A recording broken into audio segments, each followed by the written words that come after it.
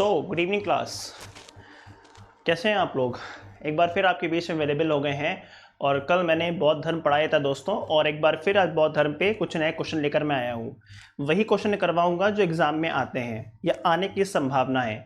उन्हीं क्वेश्चन पर चर्चा होगी जो संभावित क्वेश्चन है एग्जाम के लिए, चाहे आप यूपी टेट दीजिए, सी टेट दीजिए, सुपर टेट दीजिए, या फिर आप दीजिए सी टेट या दीजिए एसएससी या दीजिए यूपी पीसीएस, बिहार पीसीएस, कोई एग्जाम दीजिए, वहाँ पे एक संभावना बनी रहेगी। तो हिस्ट्री से जो जो क्वेश्चन आते हैं, आइए चलिए शुरू करते हैं मेरे साथ। मेरा नाम चंचल अग्रवाल है और आप मुझे अनअकैडमी भी फॉलो कर सकते हो और मुझसे ग्रुप पे जोड़ सकते हो। ठीक है, चलिए पहला क्वेश्चन देखते हैं भगवान बुद्ध के ऊपर। भगवान बुद्ध के ऊपर पहला क्वेश्चन क्या है? भगवान बुद्ध के ऊपर पहले क्वेश्चन का नाम है अलार कलाम। अलार कलाम कौन है? कभी आपने बौद्ध धर्म पढ़ा होगा तो आपने सुना होगा अलार कलाम कौन है। अलार कलाम बुद्ध के पहले क्षेत्र का नाम है। एक प्रतिष्ठित बौद्ध भिक्षु थे, एक बुद्धकालीन एवं शाक्य थे या बुद्ध के गुरु थे। ध्यान रखिएगा ध्यान रखिएगा कि बुद्ध, ये अलार कलाम कौन है? ये अलार कलाम कोई और नहीं है बल्कि ये बुद्ध के पहले गुरु का नाम है। He was the first Guru of Buddha. He was the first Guru of Buddha. ध्यान रखिएगा, ये भगवान बुद्ध के पहले गुरु का नाम है। ठीक है, और उनकी मुलाकात कहाँ पे हो रही है? इनकी मुलाकात मेरे ख्याल से वैशाली में हो रही है। ठीक है, जहां भगवान बुद्ध ने इनसे पहली बार मुलाकात की थी। और नाम कैसे याद रहेगा? ध्यान रखिएगा, अलार कलाम। ठीक है, हाँ ध्यान रखिएगा, जब आप पढ़ते पढ़ते सो जाते हो, जब पढ़ते पढ़ते सो जाते हो तो क्या गिरती है? आप ही गिरती है, लार गिरती है। ठीक है, और जब पढ़ोगे तो एक दिन क्या बनोगे? जब पढ़ोगे एक दिन क्या बनोगे? कलाम की तरह बनोगे, एपीजे अब्दुल कलाम की तरह। तो अलार कलाम भगवान बुद्ध के पहले गुरु का नाम है। ठीक है, और अगर सवाल पूछे कि भगवान बुद्ध के दूसरे गुरु का नाम क्या है, तो भगवान बुद्ध के दूसरे गुरु का नाम क्या है? उद्दक रामपुत्र। ध्यान रखिएगा कि भगवान बुद्ध के दूसरे गुरु का नाम क्या है? उद्दक रामपुत्र। उद्दक रामपुत्र भगवान बुद्ध के दूसरे गुरु का नाम है। एग्जाम में कई बार पूछा गया तो मैंने आपको यहीं पर ही नोट करवा दिया। अगला क्वेश्चन देखिएगा। अगला क्वेश्चन क्या कह रहा है मेरे भाई? ठीक है, देखिए अब इससे क्वेश्चन घुमा घुमा के पूछता है, वही क्वेश्चन मैं करवाने जा रहा हूं। बुद्ध ने अपना पहला उपदेश, भगवान बुद्ध ने अपना पहला उपदेश कहां पर दिया था? ये अच्छे से पता होना चाहिए। काशी में दिया था, सारनाथ में दिया था, कुशीनगर में दिया था, बोध गया में दिया। आपको अच्छे से पता होना चाहिए। भगवान बुद्ध का असली नाम क्या है बताओ? कॉमेंट सेक्शन में चाहिए भगवान बुद्ध का असली नाम क्या है। तो असली नाम है सिद्धार्थ। ध्यान रखिएगा, भगवान बुद्ध का असली नाम सिद्धार्थ है। ठीक है, और बुद्ध का मतलब क्या होता है? पूछा गया है कि सिद्धार्थ को जब ज्ञान की प्राप्ति हुई थी तो सिद्धार्थ दुनिया में किस नाम से जाने गए? ध्यान रखिएगा, सिद्धार्थ दुनिया में जिस नाम से जाने गए थे वो था बुद्ध। बुद्ध का मतलब क्या होता है? बुद्ध का मतलब ज्ञानी होता है। ये बात बिल्कुल गांठ बांध लीजिए, एग्जाम में खूब पूछता है आप लोगों से। ठीक है, यस। अब पूछ रहा है कि भगवान बुद्ध ने अपना पहला उपदेश कहां दिया है? ध्यान रखिएगा कि भगवान बुद्ध ने अपना पहला उपदेश कहां दिया है? सारनाथ में। सारनाथ इसका राइट आंसर होगा। क्या सारनाथ को हम बनारस लिख सकते हैं? यस, हम सारनाथ को बनारस भी लिख सकते हैं, वाराणसी भी लिख सकते हैं, क्योंकि सारनाथ कहाँ पड़ता है? सारनाथ जो है वो वाराणसी के अंदर आता है। ध्यान रखिएगा, इसीलिए भगवान बुद्ध ने अपना पहला उपदेश कहाँ दिया? सारनाथ में दिया है। किसको दिया है? तो ये भी पूछ लेगा कि भगवान बुद्ध ने अपना पहला उपदेश किसको दिया है। तो भगवान बुद्ध ने अपना पहला उपदेश जो है वो अपने 5 सन्यासी मित्रों को दिया था। अपने 5 सन्यासी मित्रों को दिया। ये बात बिल्कुल दिमाग में रखिएगा। और सर कुशीनगर क्यों फेमस है? कुशीनगर वो जगह है जहां पे भगवान बुद्ध की 80 साल की अवस्था में मौत हुई थी, 483 ईसा पूर्व में, मैंने बताया था। और बोध गया क्यों फेमस है? बोध गया इसलिए फेमस है, ये वो स्थान है जहां भगवान बुद्ध को ज्ञान की प्राप्ति हुई थी 35 साल की अवस्था में। ठीक है, जब उन्होंने 29 वर्ष की अवस्था में घर को त्याग दिया था, तो घर को त्यागने के बाद 6 वर्ष तक लगातार जंगल में टहले थे, और जंगल टहलने के बाद फाइनली ये पहुंचते हैं बोध गया, और इसी बोध गया नामक जगह पर इन्हें अंततः ज्ञान की प्राप्ति हुई थी। सवाल एक और पूछता है कि उस पेड़ का नाम बताइए जिस पेड़ के नीचे इन्हें ज्ञान की प्राप्ति हुई थी। तो वो पेड़ था कौन सा? वो पेड़ था आपका साल था कि पीपल था? ध्यान रखिएगा कि इनको जो ज्ञान की प्राप्ति हुई थी वो पीपल के वृक्ष के नीचे हुई थी। ठीक है, ध्यान रखिएगा, एक बार चेक कर लीजिएगा कि पीपल है कि साल है, मुझे कंफर्म नहीं हो रहा है। ठीक है, एक बार चेक कर लीजिएगा कि साल या पीपल वृक्ष के नीचे हुई थी। एग्जाम में कई बार पूछा जाता है, तो मैंने आपको यहीं पे क्वेश्चन कवर करवा दिया आपको। ठीक है, अगला क्वेश्चन क्या कह रहा है? वही क्वेश्चन रिपीट हुआ है। अगला क्वेश्चन घुमा के पूछा है कि सारनाथ बनारस में जो पड़ता है सारनाथ, सारनाथ में किसने अपना पहला उपदेश दिया? भगवान महावीर ने, शंकराचार्य ने, महात्मा बुद्ध ने या गुरु नानक ने? आपको अच्छे से पता है कि सारनाथ की अगर बात की जाए दोस्तों, सारनाथ में किसने अपना उपदेश दिया है? तो सारनाथ में भगवान बुद्ध ने अपना पहला उपदेश दिया है। ठीक है, फिर आपसे पूछेगा भगवान महावीर ने कहाँ पर दिया है? तो भगवान महावीर ने जो अपना पहला उपदेश दिया है वो कहाँ पर दिया है? राजगृह में। ये राजगृह कहाँ पड़ता है? सर राजगृह बिहार में पड़ता है, जिसको कभी कभी आप राजगीर के नाम से भी जानते हो। इसी राजगृह को आप राजगीर भी कहते हो। और ये क्या है पता है? ये कुछ और नहीं है बल्कि ये मगध की पहली राजधानी है, महान मगध। उसी महान मगध की पहली राजधानी का नाम क्या है? राजगृह है। ठीक है, ये बात जरूर दिमाग में रखिएगा। यहां पर एक नाम और लिखा हुआ है, शंकराचार्य। शंकराचार्य आपसे एक बेसिक सवाल पूछता है कि शंकराचार्य का जन्म कहाँ पे हुआ था। कई बार पूछा गया है, तो क्या बोलोगे? सर शंकराचार्य का जन्म कहाँ पर हुआ है? केरला में जन्म हुआ है। ठीक है, बात दिमाग में रखना। और क्या यहाँ पर गुरु नानक जी लिखा हुआ है? यस, गुरु नानक जी ने जिस धर्म की स्थापना की थी वो कौन सा है? सिख धर्म में। सिख धर्म में कितने गुरु हैं? सिख धर्म में 10 गुरु हैं। सवाल क्लियर हो गया। और 10वें गुरु का नाम क्या है? गुरु गोविंद सिंह। ठीक है, गुरु गोविंद सिंह सिख धर्म के 10वें व अंतिम गुरु थे। ठीक है, अगला क्वेश्चन देखिएगा। वही क्वेश्चन है, गौतम बुद्ध ने अपना पहला उपदेश कहाँ दिया? ये तो अच्छे से पता है। गौतम बुद्ध ने अपना पहला उपदेश कहाँ पे दिया था? सारनाथ में दिया था। ठीक है, अगर आपसे पूछा जाए कि भगवान बुद्ध ने अपना पहला क्या पूछेगा कि भगवान बुद्ध ने अपना अंतिम वर्षावास कहाँ बिताया? तो कल पढ़ाए थे, वर्षावास। जहाँ वर्षा के समय इन्हें ठहरना पड़ता तो उसे वर्षावास बोलते हैं। भगवान बुद्ध ने अपना अंतिम वर्षावास बिताया कहाँ पर? वैशाली में। ये बात जरूर दिमाग में रखिएगा। और पावापुरी क्यों फेमस है? सर पावापुरी इसलिए फेमस है क्योंकि पावापुरी कुछ और नहीं है, वो स्थान है बिहार में जहाँ भगवान महावीर की डेथ हुई थी। ध्यान रखिएगा, पावापुरी में किसकी डेथ हुई है? पावापुरी में भगवान महावीर की डेथ हुई है। ये महावीर का डेथ प्लेस है। ठीक है, हाँ। और कौशाम्बी किसकी राजधानी है? ध्यान रखिएगा, आपको भी एग्जाम में क्वेश्चन आएगा, वत्स। एक राज्य का नाम था वत्स, और वत्स की राजधानी का नाम क्या था? कौशाम्बी, जो इलाहाबाद के पास में पड़ता है कौशाम्बी। ठीक है, हाँ। और इसी के राजा का नाम था उदयन। उदयन नाम था वत्स राजा का नाम।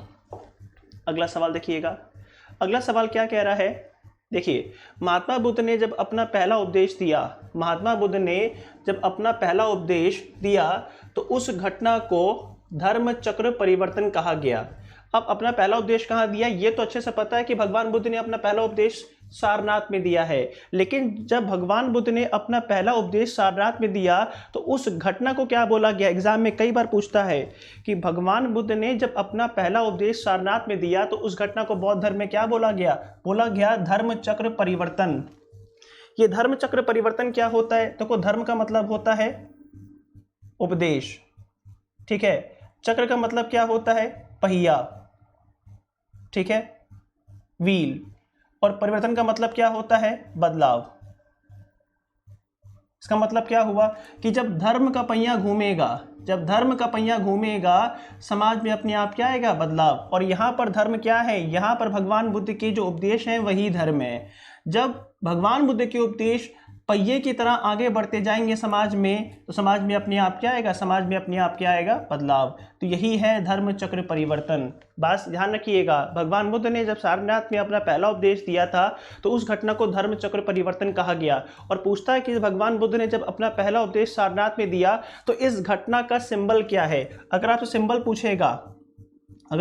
पूछेगा तो क्या बोलोगे? ये जो पहिया है ना, ये चक्र है, यही चक्र इस घटना का प्रतीक चिन्ह है। तो ध्यान रखिएगा, ये व्हील है इस घटना का प्रतीक चिन्ह। ठीक है, हाँ। एक बात और बताइए, अगर आपसे पूछे कि बुद्ध के जन्म का प्रतीक चिन्ह क्या है, तो बुद्ध के जन्म का प्रतीक चिन्ह है साण या फिर कमल का फूल। ठीक है, फिर आपसे अगर पूछा जाए कि भगवान बुद्ध ने जब अपने घर का त्याग किया 29 वर्ष की अवस्था में, तो उनके घर के त्याग का प्रतीक चिन्ह क्या था? उनके घर के त्याग का प्रतीक चिन्ह था घोड़ा। ठीक, जब इन्हें ज्ञान की प्राप्ति हुई उसका प्रतीक चिन्ह क्या है? बोधि वृक्ष। ठीक है, नोट करते जाइए, एग्जाम में सब काम आता है आपका। ठीक है, उसके बाद में जब पहला उपदेश दिया तो क्या बोलोगे? चक्र बोलोगे। और डेथ का प्रतीक चिन्ह क्या है? इनके पद चिन्ह है और स्तूप है। ध्यान रखिएगा।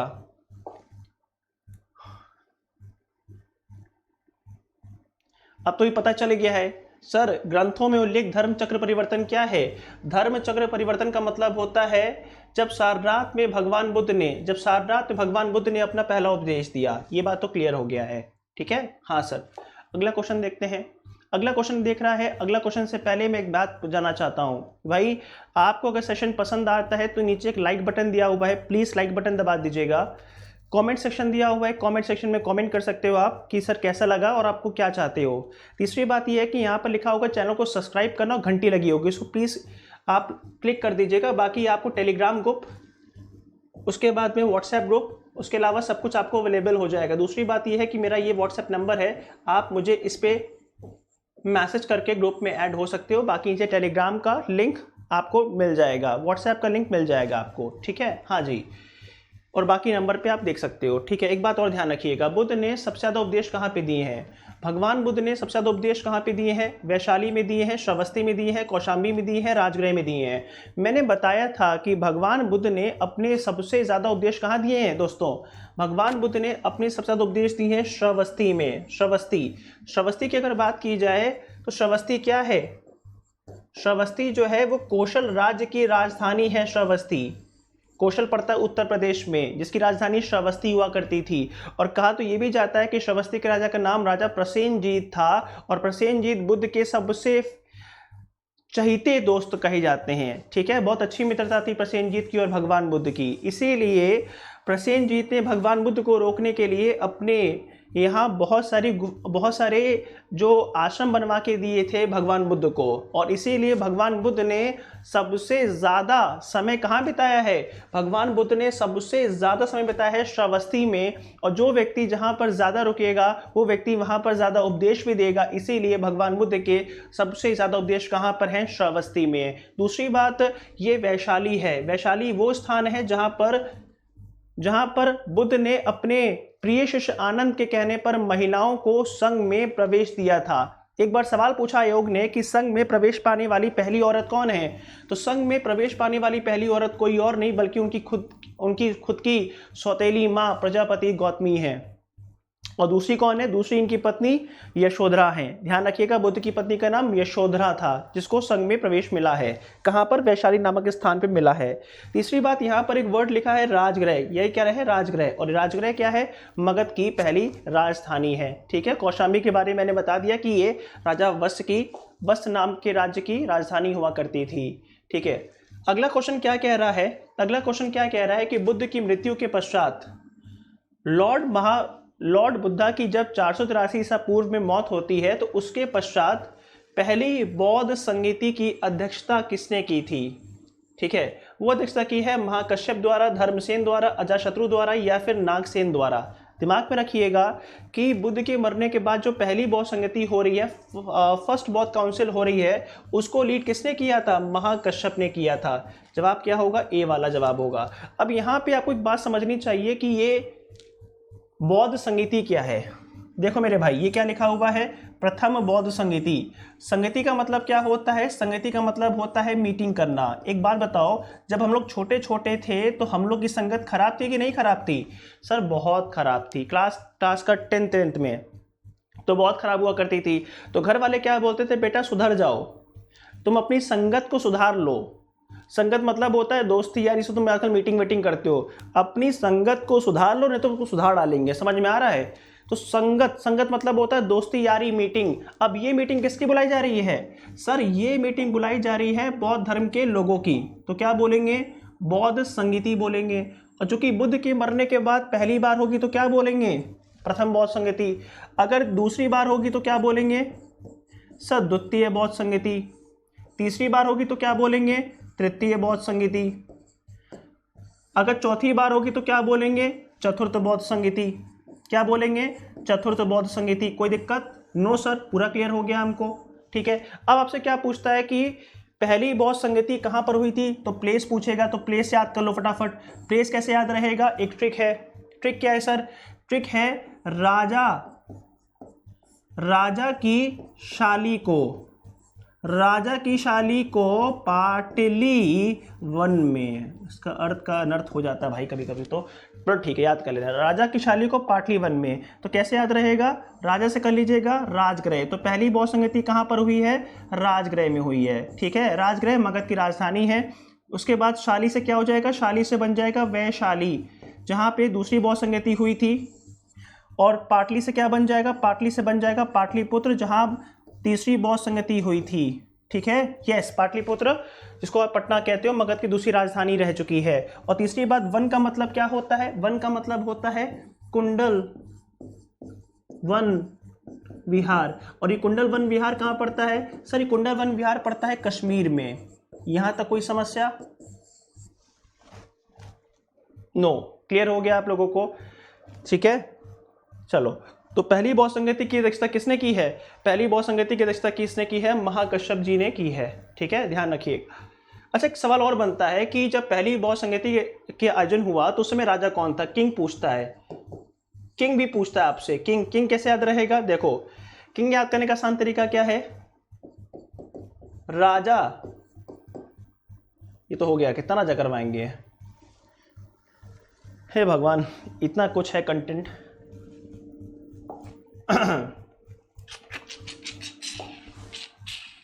कैसे करवाएं, राजा कहाँ लिखवाएं, ये लिखें, हाँ देखो राजा कौन थे, एक आप सुना है कभी आका और आका, क्या सुना है कभी, आका आका सुना है, हाँ सर हमने जिन जब देखा था पक्का सुना है। वो क्या बोलता है, हुक मेरे आका, हुक मेरे आका।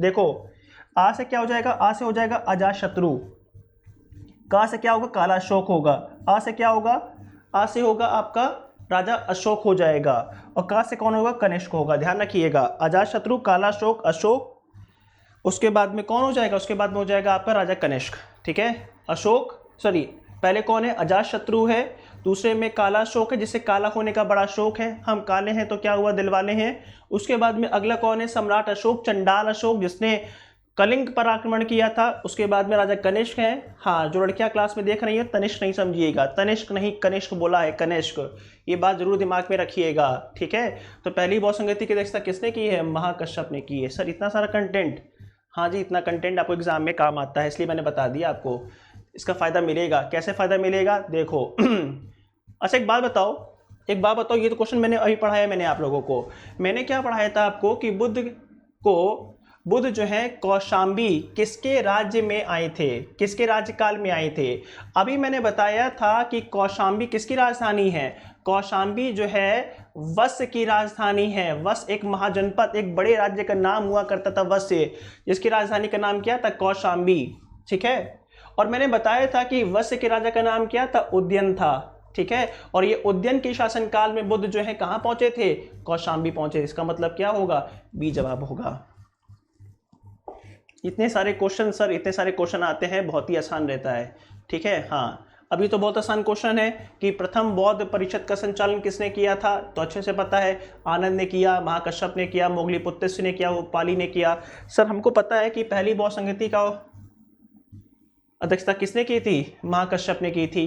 ठीक है, और आपसे पूछा जाए कि तीसरी बौद्ध संगति की अध्यक्षता किसने की है, तीसरी वाली में मोगलीपुत्र ये थे तीसरे वाले में। ठीक है, आनंद कौन है, आनंद बुद्ध का प्रिय शिष्य है, और आनंद ने ही एक किताब लिखी है सुत्त पिटक, जिसमें बौद्ध धर्म के भगवान बुद्ध के उपदेश लिखे हुए हैं। और ये उपाली हैं बुद्ध के एक और शिष्य, इन्होंने एक और किताब लिखी है विनय पिटक, जिसमें संघ में कैसे रहना है इस बात के नियम बताए गए थे। ये बात जरूर दिमाग में रखिएगा। सर इतना फटाफट क्यों बोलते हो यार, इतना फटाफट बोलो कि नोट कैसे करेंगे, है ना। अब इतना कंटेंट तो मिल जाता ना इसी बहाने आप लोगों को, है ना। एक क्वेश्चन और पूछा गया है, एक क्वेश्चन पूछा गया कि सप्तपर्णी गुफा कहाँ पर है, ये सांची में है, नालंदा में है, राजगृह में है, पावापुरी में है। ध्यान रखिएगा, जो पहली बौद्ध संगति हुई थी वो हुई थी राजगृह में, और राजगृह में कहाँ पर, राजगृह में सप्तपर्णी गुफा में हुई थी। ये बात बिल्कुल नोट कर लीजिएगा। ठीक है, हाँ जी। अगला क्वेश्चन देखिए, अभी मैंने बताया था कि कनिष्क शासनकाल में, ठीक है, वीडियो को प्लीज़ लाइक कर दीजिएगा, शेयर कर दीजिएगा, सब्सक्राइब जरूर कर लीजिएगा मेरे भाई, ताकि मैं इस तरह की वीडियोस और बनाता रहूं। कनिष्क शासनकाल में बौद्ध सभा किस नगर में आयोजित हुई थी? मगध में हुई थी, पाटलिपुत्र में हुई थी, कश्मीर में हुई थी, राजगृह में हुई थी। अभी मैंने बताया था कि 4 बौद्ध संगति मेन हुई हैं। पहली हुई है आपके राजगृह, दूसरी हुई है आपके वैशाली में, तीसरी पाटलिपुत्रा में और चौथी कहाँ पे? चौथी हो रही है आपके कश्मीर में। और कश्मीर में जब हुआ था मीटिंग तो उस समय राजा कौन थे? उस समय राजा थे कनिष्क। ठीक है, चलो लास्ट क्वेश्चन करवाएंगे, इसके बाद फिर हम चर्चा करेंगे कल। ठीक है, हाँ अब देखो चौथी बौद्ध संगति, अब जो मैंने ट्रिक बताई थी, ट्रिक अप्लाई करोगे तो क्वेश्चन बन जाएगा कि चौथी बौद्ध संगति हुई कनिष्क के शासनकाल में, अशोक के शासनकाल में, हर्षवर्धन शासनकाल में या फिर मिनांदर शासनकाल में। आपको अच्छे से पता है कि चौथी बौद्ध संगति होती है कनिष्क के शासनकाल में, और हर्षवर्धन के शासनकाल में 5th बौद्ध काउंसिल हुई थी। ध्यान रखिएगा, हर्षवर्धन के शासनकाल में 5th बौद्ध काउंसिल हुई थी, अशोक के शासनकाल में 3rd बौद्ध काउंसिल हुई थी। ये बात जरूर दिमाग में रखिएगा। और कनिष्क शासनकाल में 4th बौद्ध काउंसिल हुई थी। ठीक है, यस।